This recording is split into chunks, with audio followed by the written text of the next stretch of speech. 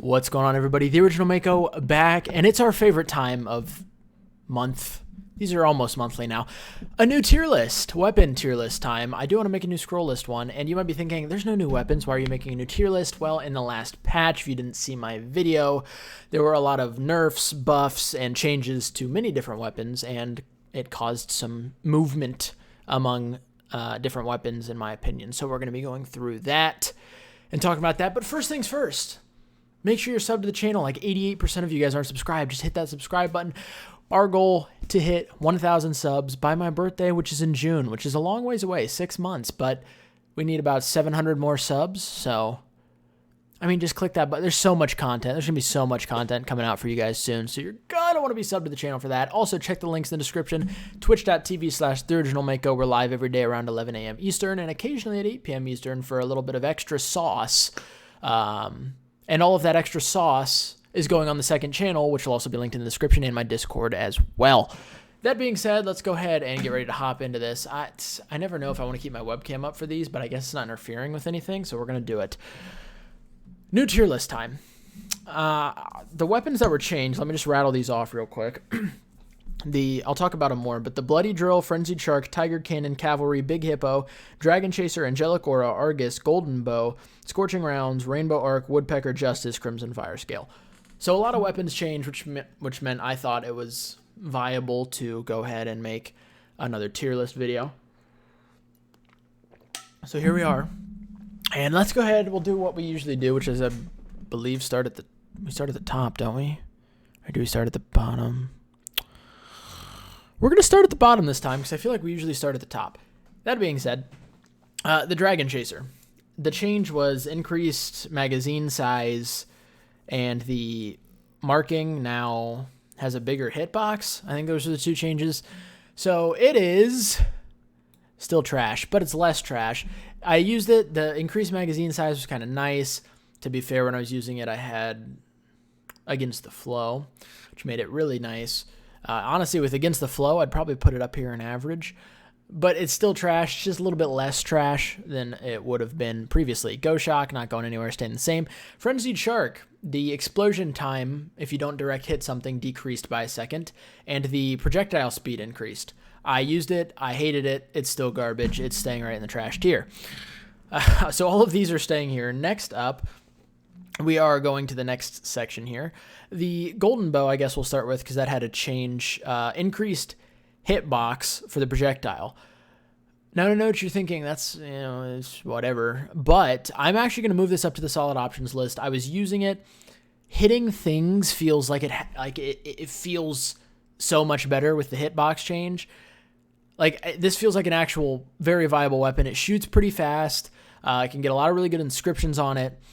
And with the hitbox being updated a little bit, it hits way more often than it used to, from what I could tell when I used it. So that's going to move up just a smudge, and we're going to put it in the solid options list. Nothing else. The Tiger the Tiger Cannon and the Argus were both changed, so I guess everything else is going to stay. There's nothing else that's going to move. So the Tiger Cannon and Argus are the only two that could possibly move. Let's start with the Tiger Cannon. Tiger Cannon got an explosion radius buff and something else that I can find real quick. Increase the hitbox of the projectile for this one as well. Not quite a solid option. We're going to move it up to the front of average. And these aren't really ranked, but I'm just putting it there to symbolize it's close to being a solid option. The explosion radius buff was actually really nice. You can definitely tell a difference with it. It seems like it's hitting more often when previously it just would not have hit.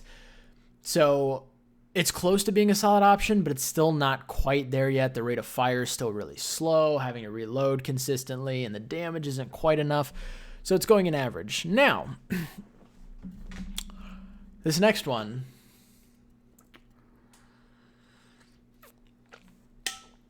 This might be the biggest jump upwards in the history of the series. I don't remember.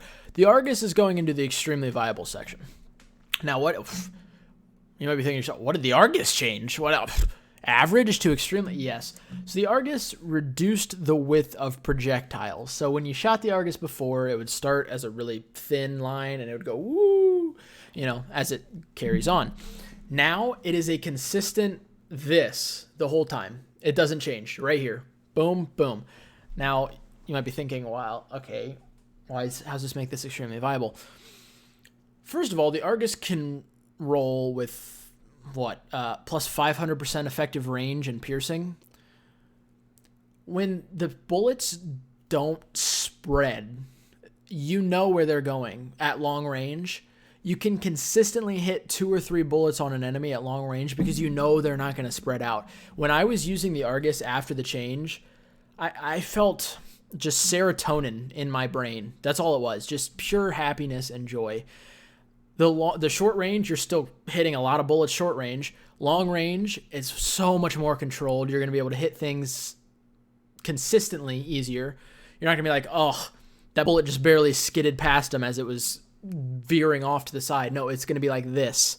The spread is like this every time. It's beautiful, lovely, fantastic. The change was exquisite, and I can't wait to find an Argus that has 500% effective range and piercing, because knowing that it's going to hit your target when you shoot and having those inscriptions on it is going to make that a lot of fun to use. So those are the changes to those weapons and where I think they go respectively. Next, we have the solid option category here. The weapons that got changed were Cavalry, Woodpecker, and Hippo, I believe. Oh, the Bloody Drill and the Lightning Storm were both in this category. The Bloody Drill, I want everybody to know, is moving into the trash category. They lowered the rate of fire. They upped the damage, lowered the rate of fire, made the bleed last not as long, but every time you hit, it resets, and then it ticks a little bit faster. The bleed ticks faster. The rate of fire down, I hated the rate of fire in the first place. Lowering it even more, I can't stand it. Some people might like it. I don't know. It's like a bolt-action sniper, but it shoots way too damn slow. So I'm putting that in the trash. Lightning Storm stays in average. Next, the Cavalry reduced horizontal recoil. The increased initial accuracy. I have it here. I don't know. Removed the firing interval in semi-auto mode. Added the sound effect for the crit on the third shot. That's not an actual change. I mean, it is, but it's not. Doesn't affect this. Increased the initial accuracy and reduced the vertical recoil. It's staying in the solid options, but it's a very top of the line solid option. It essentially is a laser beam now, even without any accuracy or stability improvements. It's shooting very, very straight without having to do basically any corrections at all. It wasn't quite enough to bump it up, but it's still a very, very good solid option. The Big Hippo changed after you stop shooting, there's a 3-second wait before it'll. So you have 3 seconds and it'll keep its rate of fire, whatever rate of fire it was at. It's actually really, really nice, especially with like Against the Flow or Advanced Depot, anything that gives you more ammo in the mag. You're going to be firing this at a high rate of fire consistently. And the spin up time was one of the big problems I had with it. I still don't like the movement speed and the reload. But if you have like Advanced Depot or Against the Flow, it's also a borderline extremely viable weapon now, because 3 seconds is a long time. I mean, you can get from room to room easily in 3 seconds and have more enemies to be shooting at. So Big Hippo change, a pretty good buff. I'd say if we're ranking them sideways, it'd go about there. It's not quite Cavalry, and it's not quite extremely viable, but it's up there. It's doing really nice, doing well for itself, I'd say. The other two were the Woodpecker. The Woodpecker changed, and that one was, make sure I get everything in it. Wait a minute. Did I forget to? Oh, so the aiming magnification went from a 2 to 3, so you aim in a little bit more, reduce the horizontal recoil, and increase the crosshair speed of returning to the center of the screen. Sue me, but the Woodpecker is going in the extremely viable option as well. It shoots really fast. It does decent damage. It's the best weapon that can roll with a 25% chance to kill on crit. The aiming magnification honestly doesn't feel like a huge change. It kind of feels nice. honestly. And the reduced horizontal recoil means this thing is kind of like the cavalry. It's like a laser. Now, it does move a little bit vertically still. Vertical, you do have to do some adjustments.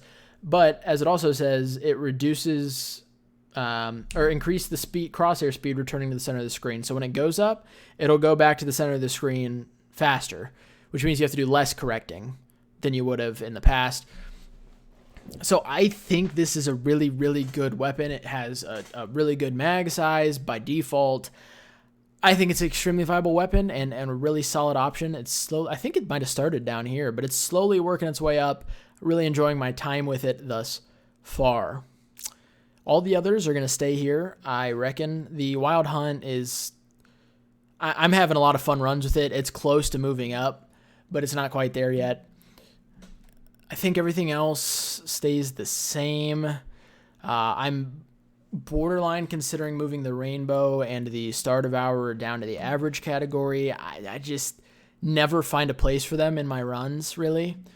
So those are borderline average, and these are borderline solid options, but nothing going to quite move yet. We'll save that for next month, maybe. Now, to the extremely viable options. The ones that changed here were the Angelic Aura, the Rainbow Arc, Scorching Rounds, and I think that's it. So, we'll start with the Angelic Aura, which had increased crosshair speed of returning to the center of the screen, and that was it. So you just have to do a little bit less adjusting. It's staying here, right, probably about mid-tier. It's not really close to being a must-have. It's not in danger of going to solid option. It's just kind of there. The Rainbow Arc is, I wouldn't say it's close to being a must-have. It's probably closer to the solid options than must-have, but it definitely moved itself up a little bit. So it had increased initial accuracy, decreased the maximum spread of the crosshair, reduced horizontal recoil, and reduced the jittery animation. This thing already was pretty accurate with its left click. Its right click is obviously like the sniper bullet, but the left click was already pretty accurate for a weapon that's probably more meant for its right click. Now it just shoots beams. Again, another weapon that now is shooting beams. So it makes it significantly better. It's nowhere near being close to falling down anymore. I'd say before this patch, it was probably pretty close to being a solid option. Now it's more solidified in the middle of the solid or the extremely viable list. Really good to have, a lot of fun. You can get a lot of high damage with it with your right click, and now the left click is even better. So staying here, but very good. Scorching Rounds, once again, this one it was closer to the solid options list, and now it's probably closer to the top because all they did was increase the reload speed. But the Scorching Rounds, A, has a lot of really good inscriptions. B, does a lot of good damage. C, has an element of fire. And now D, it only has 4 bullets in the mag, but now that it's reloading even faster, the Scorching Rounds is a lot of fun to use. A Scorching Round with like a Fireball, Lightning Ball, Corrosive Ball is borderline one of my favorite weapons to use in the game. It's not as fun as, an Illusion or a Sunder with that same inscription, but I really like how fast you reload, and it's really accurate. It does a lot of damage. I really like Scorching Rounds. So it's staying, but once again, moved up. Feels really nice. Very good change. Now, 2 other weapons that weren't changed are going to move. The Fire Dragon's going to go down to a solid option. Once again, I found that I don't really find room for this in my runs. Maybe I don't give it enough credit. Maybe I don't give it enough time of day. But I just think most other weapons that are in this category and this category, especially this category, are just ones I would take over the Fire Dragon almost every time. So I think it's had its time in the limelight, and it's time to drop it a little bit.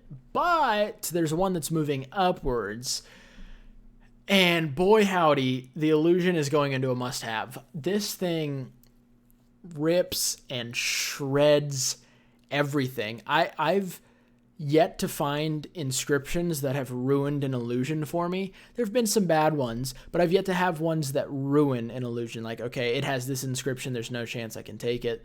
Kind of like a Justice, when it has, and we'll talk about the Justice later, but if it has AoE reduced by 50%, I'm like, I'm not taking it. It's worthless. The Illusion doesn't have an inscription like that for me, and it has a lot of really good ones as well. and it just shreds bosses and enemies alike. It doesn't care who you are, where you came from. If you have a family, it just decimates you. So the illusion is going into the must-have category, and honestly, I kind of want to rank the must-haves, so we'll do that. I think I'm going to rank every category, like from the best to the worst. Maybe I'll do that at the end. This will be a little bit of a longer... Oh, wait, no, never mind. We'll do that as a separate video at some point, because this one's already long-ish. So, illusion's going here. I really like the illusion. Very solid weapon. Bada bing, bada boom. Now, to the must-have category that isn't the illusion. The foundry has to stay, because, I mean, it literally is a must-have. We've gotten this pointed out to us. Like, you can't not have it. Every single run you win, you'll have a foundry, so that's why it's here. Now, the Crimson Fire Scale and Justice were changed. The Crimson Fire Scale, the Fire Scale bombs, the right-click, reduced from 300% damage, weapon damage, to 280% of your weapon damage. It's not even really noticeable. It's staying in the must-have, not moving anywhere. Still the best weapon in the game, in my opinion. So it's stuck, not going anywhere. The change was negligible. You can't even notice it. The Justice, however, had a humongous nerf. So if you didn't catch my video, the Justice damage went from 350 to 310, explosion range from 7 to 4, projectile speed from 35 to 30, magazine from 8 to 6, and increase the projectile drop-off. So now it's going to, sink down a lot faster. You can't shoot it nearly as far. The range has decreased, essentially. And it was enough for me to move it to the extremely viable section. The drop-off, you can really tell the first time you pick one up. You're like, oh, yeah, that's significant. The damage is kind of hard to tell. It wasn't too big of a difference. You're maybe, for some enemies, you need one extra explosion, so it wasn't a huge deal. Explosion range, you could tell it wasn't as bad as I thought it was going to be, but it was still enough to be like, ooh, I wish that was hitting more than it is. Magazine size wasn't too big of a deal, and projectile speed was not super noticeable, but the drop-off was really noticeable, the damage was a little bit noticeable, and then the explosion range was a little bit frustrating, just enough to move it to extremely viable. It's still towards the top end of extremely viable. Like, it's still a really good weapon, especially early game, but it's not a must-have by any means right now. I would take a Fire Scale, Demon Lore, Demon Lore is such a weird weapon, but Fire Scale, Scalpel, Illusion, I take 12 out of 12 times over a Justice now. It just feels different. It was it was needed. The nerf was needed on the Justice, 100%. But, and I'm just glad it's not like, didn't drop it way down here. For me, it's still a really good weapon. Like I said, especially early game. It's just not what it used to be. So, this is the new and improved tier list. Reminder, Bloody Drill is trash and the Lightning Storm is average, in my opinions. Everything else, we made a few changes. I like when there's nerfs and buffs and stuff that cause me to think, okay, this weapon should move here. This weapon is now more useful, less useful. The same, stuff like that. I like when games do that. It's good balancing. The Justice nerf was much needed. The Illusion moving up, this thing's just too good not to have it up. The Argus, oh my god, probably my favorite change from the entire goddamn patch was the Argus change. So yes, I like a lot of the stuff they did. The Bloody Drill, I don't know what the hell they're doing with it, but I don't like it at all. This is the new tier list. At some point, like I said, I want to do like rankings in each category because I think having them like that would be good. But either way, thank you guys for watching. I really appreciate all the support recently. Like I said, be sure to hit that subscribe button. Let me know your thoughts on the tier list. Tell me why I'm wrong, because I'm sure you will have many of reasons why my moves today were incorrect and or correct. So let me know in the comments down below. Check the links in the description down below. Tons of content everywhere. Twitch, YouTube 2, my second YouTube channel. All sorts of stuff. Live every day around 11 a.m. Eastern. Some days around 8 p.m. Eastern as well. If you can catch either of those time slots, look for me. Check it. Follow. Boom, bang, bop. Thank you guys. Hopefully you guys had a wonderful holiday season. Hopefully you guys are still having wonderful breaks or New Year's is coming up. Hopefully you'll have wonderful New Year's. But I really appreciate the support. I love each and every one of your faces. Thank you guys for watching, and I'll catch you guys in the next video.